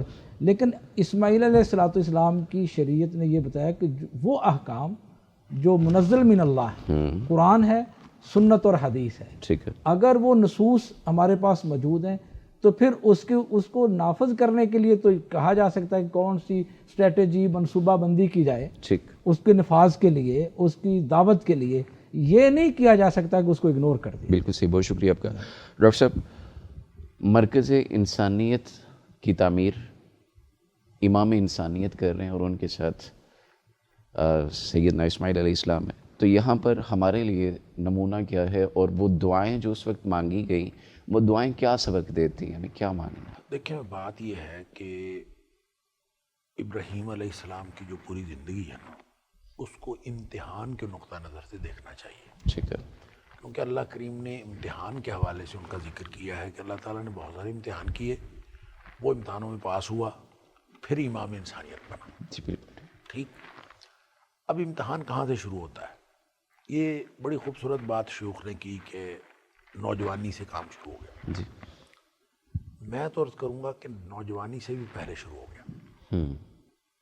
اس کی وجہ یہ ہے کہ ابراہیم علیہ السلام کو اس بھرے ہوئے معاشرے میں جو شرک سے بھرا ہوا معاشرہ تھا، بت پرستی سے بھرا ہوا معاشرہ تھا، اور جس والد کے گھر پیدا لوگ کہتے ہیں کہ والدین جو ہیں وہ آئیڈیاز ہیں، والدین کے ذریعے سے انسان جو ہے وہ براٹ اپ کے ذریعے سے کچھ بنتا ہے. اچھا، نبی پاک صلی اللہ علیہ وسلم کی حدیث بھی ہے فَأَبَوَاهُ يُحَوِّدَانِهُ يُنَصِّرَانِهُ يُمَجِّسَانِهُ. لیکن ایک اللہ تعالیٰ نے وہ جو فطرت رکھی ہے، کل مولود یولد علی الفطرہ، وہ جو جس سٹینڈرڈ پہ اللہ تعالیٰ پیدا کرتا ہے، اور فاقم وجہک للدین حنیفہ فطرت اللہ التی فطر الناس علیہ، اس فطرت کا امتحان سب سے پہلے ہوتا ہے، اور توحید انسان کی فطرت میں ہے. بالکل صحیح. لہذا اس شرک پر مطمئن معاشرے کے اندر جو پہلا سوال کرنا ہے نا، سوال اٹھانا، وہ ابراہیم علیہ السلام نے سوال اٹھایا، ما ہذہ التماثیل التی انتم لہا عاکفون. بالکل صحیح. یہ جو پہلا سوال ہے نا، یہ اصل میں اس امتحان میں کامیابی کو ظاہر کرتا ہے کہ جو فطرت کے موجودگی کا اور توحید جو ہماری فطرت کے اندر شامل ہے، اس کا امتحان ابراہیم علیہ السلام نے پاس کیا. بس یوں سمجھیں کہ جس نے کچی کا امتحان پاس نہ کیا اس سے پکی کا امتحان کوئی نہیں لیتا، اور جس نے پرائمری پاس نہیں کیا اس سے میٹرک کے امتحان میں کون بٹھاتا ہے؟ بالکل صحیح. تو پی ایچ ڈی اور ایم فل اور یہ امتحانات تو تب آئیں گے نا چھوٹے امتحانوں میں پاس ہوگا. تو جو کبھی چھوٹے امتحان میں پاس ہی نہیں ہوا اس کو بڑے امتحان کا اندازہ ہی نہیں ہے کہ وہ بھی کوئی بات ہوتی ہے. بالکل صحیح. لہذا جو ابراہیم علیہ السلام سٹیپ بائی سٹیپ امتحانوں میں پاس ہوتے گئے، پھر جا کے اللہ تعالیٰ نے امام انسانیت بنایا. تو اصل بات یہ ہے کہ ہم جب اس فطرت کے امتحان میں ناکام ہوتے ہیں، بھلے ہمیں کوئی تربیت حاصل نہ ہوئی ہو، بھلے ہمارے اوپر کوئی ایسا چیک اینڈ بیلنس نہ ہو، لیکن ایک فطرت جو اللہ نے ہر شخص کی عطا کر رکھی ہے، توحید جو اللہ نے ہر شخص کی فطرت میں رکھی ہے۔ بدیت کی۔ دیکھیں بات شعراء نے یہاں تک کہا ہے کہ ابراہیم علیہ السلام نے، یعنی مورخین نے لکھا ہے تاریخ میں کہ ابراہیم علیہ السلام بچے تھے، ان کے والد صاحب جو تھے ان کو بت بیچنے کے لیے بھیج دیتے تھے، اور یہ انہوں نے رسی بتوں کو باندھی ہوئی ہوتی تھی، اور بتوں کو رسی باندھ کے بازار میں لے کے پھرتے تھے، گھسیٹتے تھے بیچنے کے لیے، اور ساتھ یہ کہتے تھے کہ یہ خدا میں بیچ رہا ہوں، کسی نے لینے تو لے لو۔ اور بڑا خوبصورت لوگوں نے شاعری کے اندر اس کو پرویا ہے، کہتے رسی بتوں کو باندھ کر پھرتے تھے لے کر در بدر، بازار میں دیتے صدا، لے لو خدا لے لو خدا، بے زور ہیں کمزور ہیں آنکھیں بھی ان کی کور ہیں، مکھی اڑا سکتے نہیں بگڑی بنا سکتے نہیں، یہ لیکن ہیں یہ خدا۔ اب یہ جو سوال ہے کہ یہ بگڑی نہیں بنا سکتا، یہ ہل نہیں سکتا، یہ دیکھ نہیں سکتا، یہ بول نہیں سکتا، جس کو اللہ تعالیٰ نے فرمایا کہ یہی تو سوال کیا تھا کہ یہ اس بڑے نے مارا ہوگا، بڑے نے توڑا ہوگا، اس سے پوچھ لو۔ انہوں نے کہا تمہیں پتہ ہے تو بولتے نہیں۔ انہوں نے کہا اُفِّل لَکُم وَمَا تَعْبُدُونَ، تف ہے تم پر بھی اور اس چیز پر بھی جس کی تم بندگی کرتے۔ یہ سوال جو فطرت کا سوال تھا، یہ پہلا امتحان ہے۔ مجھے یہ لگتا ہے کہ ہم سب شاید پہلے امتحان میں ہی فیل ہو جاتے ہیں، توحید کا جو پہلا امتحان ہے اس میں فیل ہوتے ہیں۔ ابراہیم علیہ السلام اس میں پاس ہوئے، بڑھتے بڑھتے بڑھتے سٹیپ بائی سٹیپ ہر امتحان میں پاس ہوتے گئے، امتحان بڑا ہوتا گیا، پھر امام انسانیت بنے ہیں۔ تو امام انسانیت نے تو مرکز انسانیت پہ آنا ہی تھا، تو مرکز انسانیت پہ آ کے جو دعائیں کی ہیں قبولیت کی کہ اللہ تو ہم سے ہماری طرف سے قبول، دونوں باپ بیٹا تو تھے، اللہ تو ہماری طرف سے قبول فرما لے، ساتھ یہ دعا کر دی ہاں کہ اللہ تو ہماری اولاد میں سے ایک نبی بھیج دے۔ اچھا، ابراہیم علیہ السلام نے وہاں جو سارے امتحانوں کے پاس ہونے کی صورت میں انسانیت کی امامت کے سلسلے میں جو انعام مل رہا تھا، تو وہاں بھی یہی فرمایا تھا قال ومن ذریتی، تو فرمایا تھا لا ینال عہد الظالمین، ظالموں کے لیے میرا وعدہ نہیں ہے۔ اچھا، اکثر لوگ یہ پڑھتے ہوئے سمجھتے ہیں کہ شاید ابراہیم علیہ السلام کی دعا ریجیکٹ ہو گئی ہے۔ ابراہیم علیہ السلام نے کہا یا اللہ میری اولاد میں سے بھی، تو اللہ نے فرمایا نہیں، یہ ریجیکٹ نہیں ہوئی، دعا قبول ہوئی ہے، صرف شرط لگائی ہے، صرف شرط لگائی ہے، مشروط طور پر قبول ہوئی ہے کہ جو ظالم نہیں ہوگا وہ امام انسانیت ہوگا۔ لہذا پھر ابراہیم علیہ السلام کی یعنی کیسی زبردست بات ہے، یہ تو قرآن نے کہہ دیا نا کہ ہم نے اس کی اولاد میں سے نبوت بنائی، وجعلنا فی ذریتہم النبوہ، کہ اس کی اولاد میں سے نبوت ہم نے جاری کی۔ مفسرین نے لکھا ہے کہ ابراہیم علیہ السلام کی کہ اس دنیا میں تشریف لانے کے بعد، قرآن کی اس آیت کا مطلب یہ ہے کہ ابراہیم علیہ السلام کے اس دنیا میں تشریف لانے کے بعد دنیا میں ایک بھی نبی نہیں آیا جو حضرت ابراہیم علیہ السلام کی اولاد میں سے نہ ہو۔ اللہ اکبر، یہ ہے اصل اعزاز جو ابراہیم یہ علیہ السلام، قبولیت ہے، یہ ہے قبولیت۔ اور یوں وہ پھر ساری لڑیاں جو ان کی تھیں، چاہے وہ اسحاق سے لڑی چلی، چاہے وہ اسماعیل علیہ السلام سے چلی، تو وہ جو دعائیں وہاں پہ کی ہیں ان میں سے چونکہ یہ دعا تھی۔ اور ایک تیسری لڑی بھی جو مورخین نے لکھا ہے کہ حضرت ابراہیم علیہ السلام کی ایک تیسری لڑی بھی تھی، یعنی سارہ سے اسحاق ہوئے، ہاجرہ سے اسماعیل ہوئے، اور ایک تیسری بیوی تھی قطورہ، ان سے بھی اولاد جو ہوئی، ان میں سے بھی انبیاء ہوئے۔ اور لوگوں نے لکھا ہے کہ یہ جو حضرت شعیب علیہ السلام تھے اور مدین کے انبیاء، یہ اصل میں بنو قطورہ میں سے تھے، یہ تیسری لڑی تھی، اور تینوں لڑیوں میں اللہ تعالیٰ نے نبوت بھیجی۔ لیکن بنی اسرائیل میں کتنے نبی ہوئے اللہ عالم۔ بعض لوگوں نے لکھا ہے کہ چند 100 نبی ہیں، بعض نے لکھا ہے 5000 ہیں، بعض نے 15000، بعض لوگوں نے 75000 لکھا ہے، 75000 نبی جو ہے اس میں سے، واللہ عالم، چند 100 ہیں، چند 1000 ہیں۔ بات یہ ہے کہ اسماعیل حضرت ابراہیم علیہ السلام سے لے کر حضرت عیسیٰ علیہ السلام تک یہ حضرت اسحاق کی اولاد ہے، لیکن اسماعیل علیہ السلام کی اولاد میں کوئی اور نبی نہیں آیا۔ اور وہاں جو دعا کی تھی کہ ہماری اولاد میں سے، تو دونوں کی اولاد میں سے ہونا تھا نا، تو ابراہیم کی اولاد میں سے تو بہت سارے نبی ہیں، تو اسماعیل علیہ السلام کی اولاد میں سے صرف نبی اکرم صلی اللہ علیہ وآلہ وسلم ہے۔ اسی لیے نبی پاک صلی اللہ علیہ وآلہ وسلم خود فرمایا کرتے تھے کہ میں دعائے خلیل ہوں، میں دعائے خلیل کا نتیجہ ہوں۔ اور اسماعیل پھر خاص طور پہ آپ فرمایا کرتے تھے کہ میں 2 ذبیح اللہ کی اولاد ہوں، 2 ذبیح اللہ کی اولاد میں سے ایک تو حضرت اسماعیل علیہ السلام ذبیح اللہ ہو گئے کہ ان کے بدلے میں اللہ تعالیٰ نے جنت سے مینڈھا لا کے قربان کر دیا، اور دوسرا جو ہے وہ سیرت کی کتابوں میں لکھا ہے کہ آپ کے جو دادا محترم تھے انہوں نے دعا کی تھی کہ اگر میں اپنے 10 بیٹے جوانی کی صورت میں دیکھوں، کیونکہ اس دور میں زور بازو یہی تھا اور جنگ میں طاقت یہی تھی، تو اگر میں 10 بیٹے جوانی کی صورت میں دیکھوں تو ایک قربان کر دوں گا۔ تو کہتے ہیں وہ دیکھ لیے، تو پھر انہوں نے اب ایک قربان کرنا تھا، قرآن اندازی کی تو اس میں حضرت عبداللہ کا نام نکلا۔ تو عبداللہ کو جو آپ کے والد گرامی تھے تو ان کو قربان کیا جانا تھا، تو پھر وہ سب سے خوبصورت بھی تھے، سب سے پیارے بھی تھے، تو پھر اب سوچا کیا کریں، کسی کاہن کے پاس گئے تو انہوں نے کہا ایسے کرو، ایک طرف 10 اونٹ رکھ لو اور ایک طرف عبداللہ کو رکھ لو، ان کی وزن کرو، نہیں پرچی ڈال لو، قرآن اندازی کر لو، ٹھیک ہے، قرآن اندازی کر لو۔ اگر تو اونٹوں کے نام کی پرچی نکل آئے تو عبداللہ کی بجائے 10 اونٹ قربان کر دو، ٹھیک، اور اگر عبداللہ کے نام کی پرچی نکلے تو پھر 10 اونٹ اور بڑھا دو۔ بڑھاتے جاؤ، ٹھیک ہے، لہٰذا وہ اونٹ بڑھتے بڑھتے ہر دفعہ عبداللہ کے نام کی پرچی نکلتی گئی، 10 اونٹ بڑھتے گئے، صحیح، اور 100 اونٹ پہ جا کے اونٹوں کے نام کی پرچی نکلی تو پھر 100 اونٹ قربان کیے گئے۔ اسی وجہ سے دیت بھی عرب میں جو ہے وہ 100 اونٹ ہوئی، اور حضرت عبداللہ جو تھے نبی پاک صلی اللہ علیہ وسلم کے والد گرامی، ان کی بجائے 100 اونٹ قربان کیے گئے، جیسے اسماعیل علیہ السلام کے بدلے میں جنت سے آ کے مینڈا قربان ہوا، اس لیے آپ فرماتے تھے میں 2 ذبیح اللہ کے اولاد۔ تو وہ مرکز انسانیت تعمیر کیا امام انسانیت نے، اور وہاں جو دعائیں کیں اس دعا کی قبولیت کے جو انتہا ہے اور ان انعامات کی جو انتہا ہے وہ نبی اکرم صلی اللہ علیہ وسلم کی تشریف آوری۔ بے شک، بالکل ایسے ہی۔ میں چونکہ اپنے اختتام کی جانب ہیں ہم، میں یہ چاہتا ہوں کہ بس ایک جملے کے لیے، ایک منٹ کے لیے آپ کچھ تینوں احباب مشائخ کچھ ارشاد فرمانا چاہیں تو ارشاد فرمائیے۔ میں نے تو ارشاد فرما دیا، کیونکہ یہ تذکرہ ایسا ہے کہ ایک پوری زندگی کی قربانیاں ہیں تو ایک نشست میں سمیٹی نہیں جا سکتی۔ باقی 2 احباب جس طرح کہ ڈاکٹر صاحب نے بھی فرمایا، حضرت اسماعیل علیہ السلام کی اولاد سے آپ پیدا ہوئے۔ قرآن مجید میں بھی ہے نا، یاسین والقرآن الحکیم انک لمن المرسلین علی صراط مستقیم تنزیل العزیز الرحیم لتنذر قوما ما انذر آباؤہم فہم غافلون۔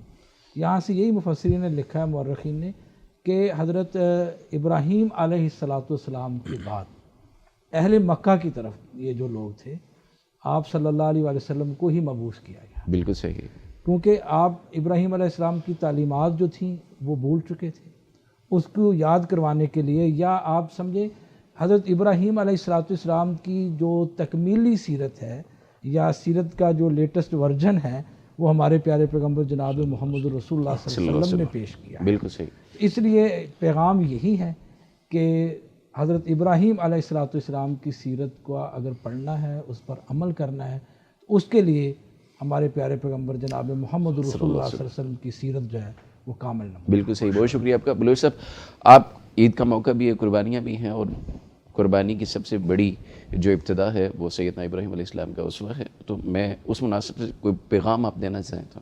میرا پیغام یہی ہے کہ جس طرح مشائخ نے ماشاءاللہ بڑی تفصیلی گفتگو کی ہے، اللہم صلی علی محمد وعلی آل محمد کما صلیت علی ابراہیم وعلی آل ابراہیم انک حمید مجید۔ سبحان اللہ۔ اب ہماری تو نماز قبول نہیں ہو رہی جب تک ابراہیم علیہ السلام کا تذکرہ اور حوالہ نہیں، بالکل ہمارا حج قبول نہیں ہو رہا، ہمارا صفا مروہ قبول نہیں ہو رہا، ہمارا مینا میں جانا، عرفات میں جانا، مبیت اور وہاں کا قیام اور یہ سارا کچھ، تو یقیناً جو ہے ابراہیم علیہ السلام جو ہے اس جو کام شروع کیا تھا اس کا تکمیلی جو حصہ تھا وہ محمد رسول اللہ علیہ وسلم کی صورت میں ہے، اور ہمیشہ ان کا تذکرہ ہوتا رہے گا، اور حاجی اور نمازی اور واتخذوا من مقام ابراہیم مصلی، یہ سارے ابراہیم علیہ السلام کی سنتوں پر عمل کرنا، نبی صلی اللہ علیہ وسلم کی سنتوں پر عمل کرنا، یہ ایسے ہی ہے جیسے ابراہیم علیہ السلام کی سنتوں پر، اور ابراہیم علیہ السلام کی سنتوں پر عمل کرنا رسول اللہ علیہ وسلم کی سنتوں پر عمل کرنا۔ بالکل صحیح، بہت شکریہ آپ کا۔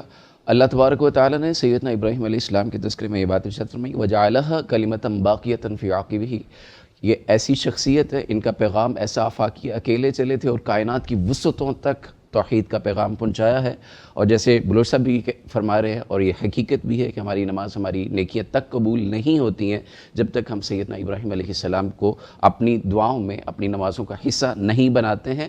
اور بالکل اسی طرح اقبال نے بھی کہا تھا، اگر آج بھی ہو ابراہیم سا امام پیدا تو آگ کر سکتی ہے انداز گلستان پیدا، اگر ہمارا ایمان یقین محکم اس طرح کا ہو، توکل اس طرح کا ہو جس طرح سیدنا ابراہیم علیہ السلام نے اپنایا، اور وہ سیرت جو محمد رسول اللہ صلی اللہ علیہ وسلم نے ہمارے سامنے رکھی ہے، تو یقیناً دنیا اور آخرت کی تمام تر کامیابیاں ہمارے قدم چومیں گی، اور اللہ تبارک و تعالیٰ کا رضوان جو ہے وہ ہمیں حاصل ہو جائے گا۔ اپنی دعاؤں میں بہت خیال رکھیے گا اپنے عزیز و اقارب کا. ہم آپ کے لیے دعا گو ہیں کہ اللہ تبارک و تعالیٰ آپ کی زندگی سے ہر طرح کے غم کو، دکھ کو، مشکل کو، پریشانی کو، آزمائش کو اپنی رحمت سے، عافیت سے دور فرمائے. اللہ آپ کو اپنی عافیتوں میں رکھے. اللہ تبارک و تعالیٰ دین و دنیا کی اعلیٰ ترین کامیابی عطا فرمائے. آپ کے بچوں کو نیک بنائے، آپ کو حلال رزق عطا فرمائے. حرام کے ہر لقمے، ہر پیالے، ہر نوالے سے اللہ محفوظ و مامون رکھے. اپنا بہت خیال رکھیے. اپنے میزبان ڈاکٹر صلاح الدین کو اجازت دیجیے. السلام علیکم ورحمۃ اللہ وبرکاتہ. لبيك اللهم لبيك لبيك لا شريك لك لبيك إن الحمد والنعمة لك والملك لا شريك لك لبيك اللهم لبيك لبيك لا شريك لك لبيك إن الحمد والنعمة لك والملك لا شريك لك